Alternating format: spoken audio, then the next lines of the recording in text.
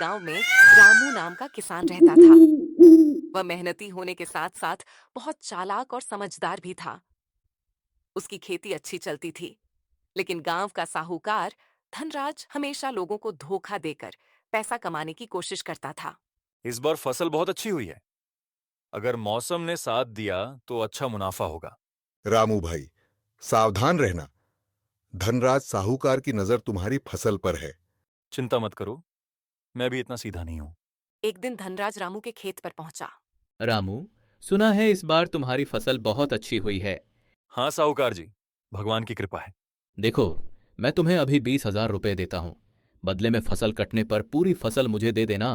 धनराज जानता था कि फसल की कीमत कम से कम 60,000 रुपए होगी। साहूकार मुझे बेवकूफ समझ रहा है। ठीक है, लेकिन एक शर्त पर। कैसी शर्त?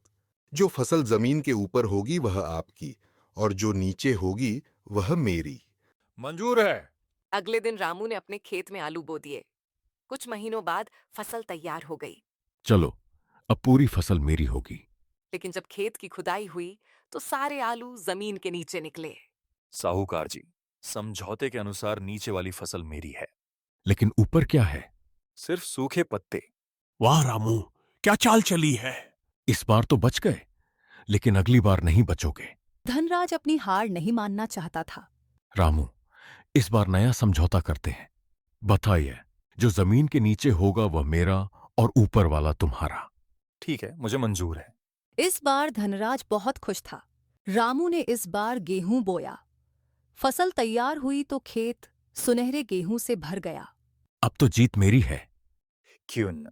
समझौते के अनुसार नीचे वाली चीज मेरी है। जब कटाई हुई तो नीचे सिर्फ जड़ें निकली। और ऊपर का पूरा गेहूं मेरा। फिर फंस गए साहूकार जी।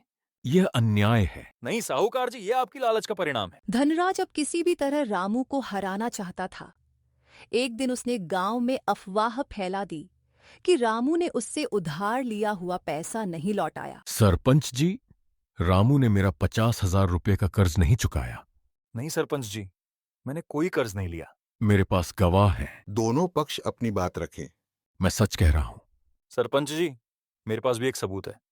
क्या है? मैं एक सवाल पूछना चाहता हूं। पूछो। अगर कोई व्यक्ति हमेशा झूठ बोलता हो तो क्या उसकी बात पर विश्वास करना चाहिए? नहीं। और अगर वही व्यक्ति कई बार लोगों को धोखा दे चुका हो? तब तो बिल्कुल नहीं। धनराज ने पूरे गांव को कितनी बार धोखा दिया है?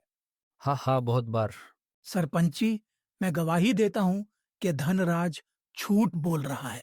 तुम्हें कैसे पता? जिस दिन यह कह रहा है कि रामू ने कर्ज लिया था, उस दिन रामू मेरे साथ शहर गया था। मैं भी इसकी पुष्टि करता हूँ। अब धनराज के चेहरे का रंग उड़ गया। मुझसे गलती हो गई। धनराज, तुमने झूठ बोलकर एक ईमानदार किसान को बदनाम करने की कोशिश की है। मुझे माफ कर दीजिए। तुम्हें गांव के विकास के लिए जुर्माना देना होगा। मुझे किसी से दुश्मनी नहीं चाहिए, बस सबको ईमानदारी से काम करना चाहिए। उस दिन के बाद धनराज ने लोगों को धोखा देना बंद कर दिया। रामू की बुद्धिमानी और ईमानदारी की चर्चा पूरे इलाके में होने लगी।